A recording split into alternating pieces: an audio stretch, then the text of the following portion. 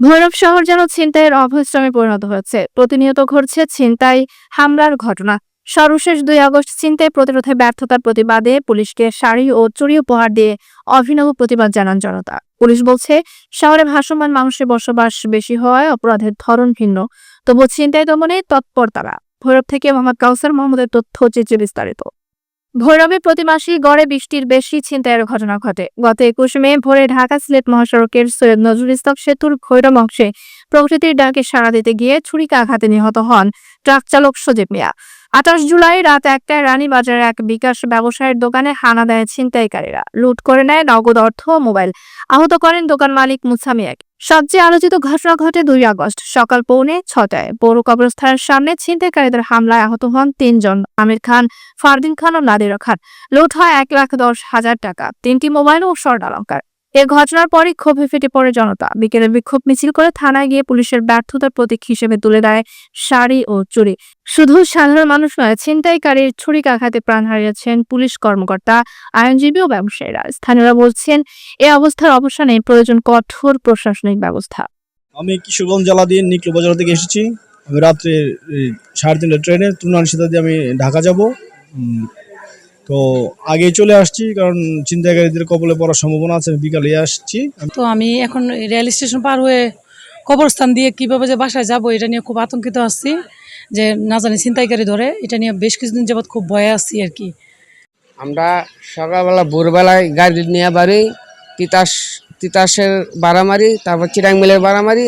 আমাদেরকে ডাকাতেরা অনেক আক্রমণ করে, বিশেষ করে এই জায়গাটা আর হইলো কবরস্থান। এই দুটি জায়গার মধ্যে অনেক গাছগাছালি আছে। এইগুলোর সামনে থেকে আমাদেরকে আমাদের সামনে আসে, তারপর দাঁড়ানো অস্ত্র লইয়া আমাদেরকে অ্যাটাক করে। যাত্রীকে নেয়, সাথে আমাদেরকে মালামাল নিয়ে যা। আমি ক্ষুদ্র ব্যবসায়ী। সকালবেলা যখন যাই দোকানে, আবার রাত্রে ফেরার সময় নাটালে মোড় হয়ে যাইতে হয়। প্রায় সময় এখানে ছিনতাই হয়। আমিও কয়েকবার ছিনতাইয়ের কবলে পড়ছি। প্রথমে তারা আইসাই সামনে আতঙ্কের সৃষ্টি করে, ছুরি দিয়ে ফুস মারে অথবা ধারালো অস্ত্র নিয়ে তারা বই দেখায়, তখন মোবাইল টোবাইল যা আছে টাকা পয়সা সব নিয়ে যা, এমনকি আঘাত করে জখম করে ফেলে। আমরা যখন লঞ্চঘাট থেকে স্টেশনের দিকে যাই যাত্রী নিয়ে, তখন অনেক হুমকির মধ্যে পড়ে যাই। কারণ লঞ্চঘাট থেকে যাওয়ার পথে যে আইস কোম্পানির মোড়টা পড়ে, এই মোড়ের মধ্যে প্রায় সময় ছিনতাইকারীরা আক্রমণ করে, যার জন্য অনেক ক্ষতিগ্রস্ত হয় এবং জনজীবন অনেক বিপন্ন হয়ে যায়। তা প্রশাসনের নিকট আমাদের আকুল আবেদন যেন ওনারা ছিনতাইকারী নির্মূল করে এবং আমাদেরকে সহজ শান্তভাবে চলাফেরা করার মতো সুবিধা করে দেয়। আমরা বরং এদিকে আসা যাওয়া করতে আমাদের খুব কষ্ট হয়। মহিলাদের কাছে গয়নাগাটি, তারপর আপনার মোবাইল যা থাকে সেগুলো নিয়ে যায়। তারপরে ধারালো ছুরি দিয়ে আঘাত করে, এগুলা দিয়ে ভয় দেখায়। আমরা প্রশাসনের কাছে আমাদের একটাই অনুরোধ, আমরা যেন ভৈরবে একটু স্বাধীনভাবে চলতে পারি, ছিনতাইকারীর হাত থেকে যেন একটু রেহাই পাই, এটাই আমাদের অনুরোধ রইল।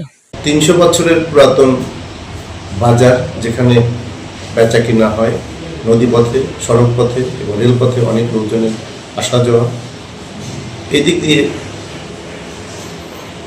সবসময় ব্যস্ত থাকে রাস্তাঘাট, দিন এবং রাত্রে। আমাদের একাধিক পেট্রোল ডিউটি দিবা এবং রাত্রিকালীন ডিউটি করে এই দুষ্কৃতিকারী, চোর ডাকাত বা ছিনতাইকারীদেরকে প্রতিহত করার জন্য আক্রান্ত পরিশ্রম করে যাচ্ছে। এটা অব্যাহত থাকবে। জনবলের কিছুটা সংকট, লজিস্টিক কিছু সাপোর্টের অভাব আছে। সেই ক্ষেত্রে আমাদের ডিউটি পুরোপুরিভাবে চালিয়ে যাওয়া অসুবিধার সৃষ্টি হয়।